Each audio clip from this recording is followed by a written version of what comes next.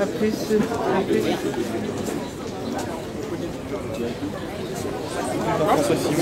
Ah oui, oui. Eh ben,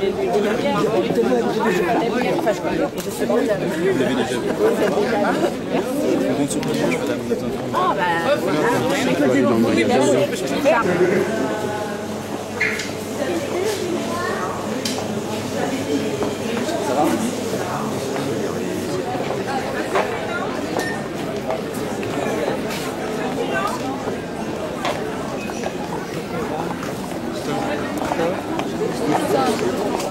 Alors on va faire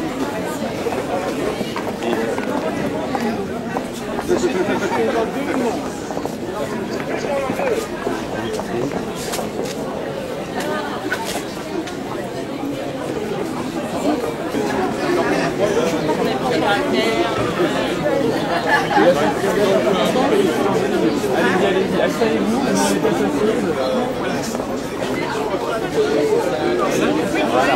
là. Ça va?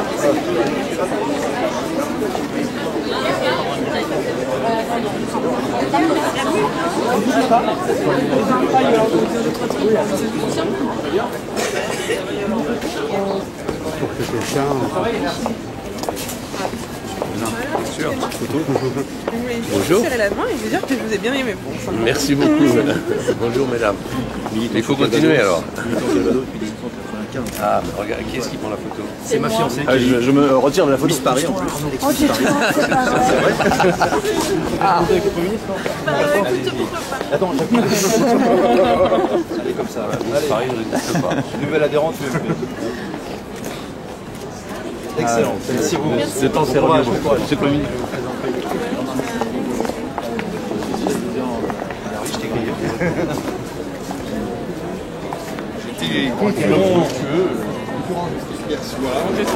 On monte s'installer, il arrive.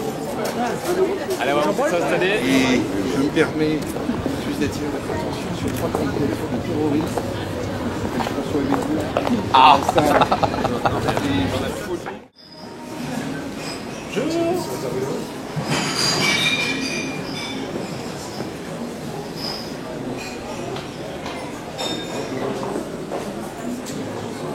Alors, voilà, en première étape.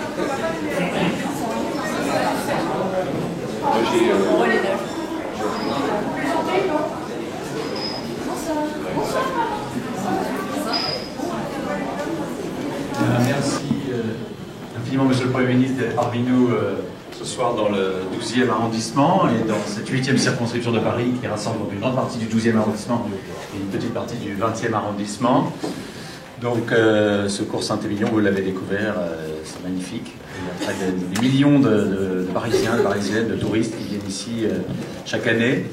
Et avec Valérie Montandon, donc, qui est conseillère de Paris et qui est suppléante, nous tentons ensemble de reconquérir ce territoire et nous nous battons pour nos valeurs, les valeurs auxquelles nous croyons, qui sont les valeurs de liberté, de responsabilité, de travail, de famille. Et ces valeurs sont attaquées actuellement, elles sont en danger et nous voulons nous battre. Hier, donc, des milliers d'électeurs se sont portés sur nos couleurs et nous permettent d'être au second tour. Et nous allons poursuivre cette bataille toute cette semaine. Et nous appelons tous les électeurs, quels qu'ils soient, sans exclusif, tous les électeurs, tous les Parisiens et Parisiennes qui résident dans ces 2 arrondissements à se joindre à nous dans ce combat. Et donc, encore une fois, merci, Monsieur le Premier ministre, d'être parmi nous ce soir. C'est un grand honneur. Je vais peut-être vous passer la parole. Merci encore.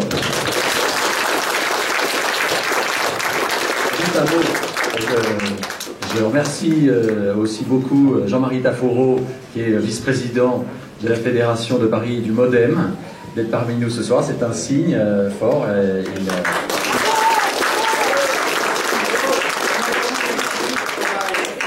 On a bien sûr du travail, mais nous partageons beaucoup des valeurs que je viens d'exposer, Jean-Marie et nous. Mesdames et messieurs, mes chers amis, c'est aussi pour moi un plaisir de venir soutenir Charles Beigbeder, vous encourager à continuer cette campagne, qui est une campagne difficile.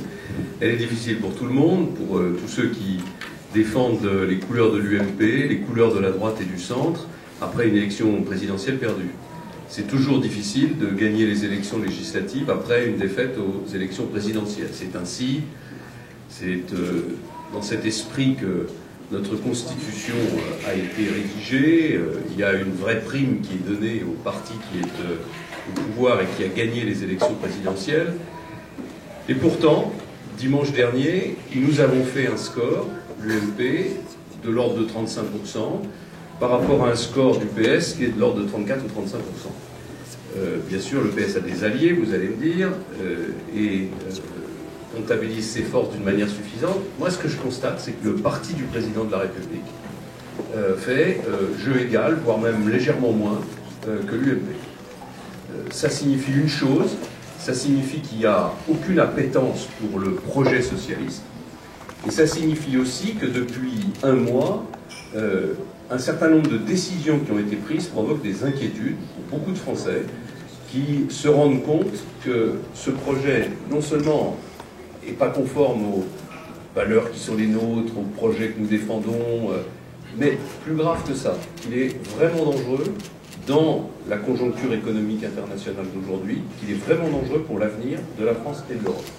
Je ne cesse de le répéter depuis des mois et des mois, on n'est pas dans une crise passagère, on n'est pas dans une crise conjoncturelle, on n'est pas face à je ne sais quel dérèglement passager de l'économie mondiale.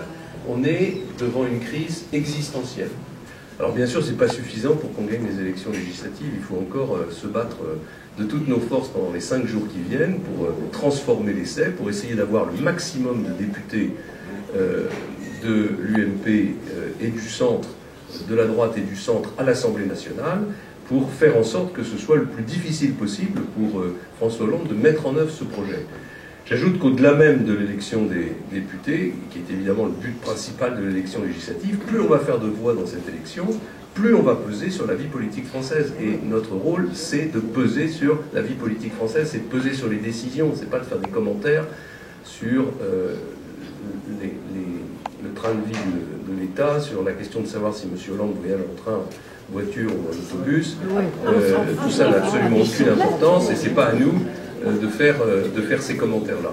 Voilà. Et donc ici, on est dans le 12e arrondissement, on est dans un arrondissement qui est difficile, qui fait partie des arrondissements qui doivent être reconquis pour permettre qu'une autre majorité demain gouverne Paris et développe cette capitale. Donc vous voyez que c'est une bataille double qui est engagée. Et je suis vraiment très heureux d'apporter tout mon soutien à Charles Becbédé et je vous remercie de le soutenir comme vous le faites.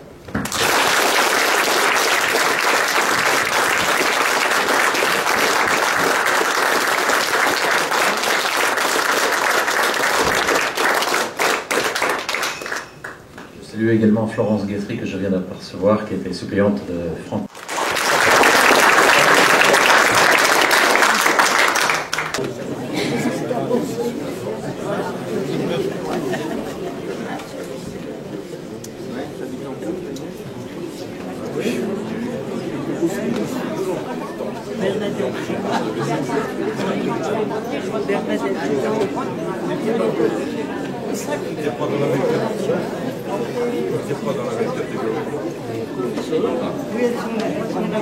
C'est encore pas fini. Il y a l'aiguille de la machine à coudre qui est cassée. Oui, oui. Et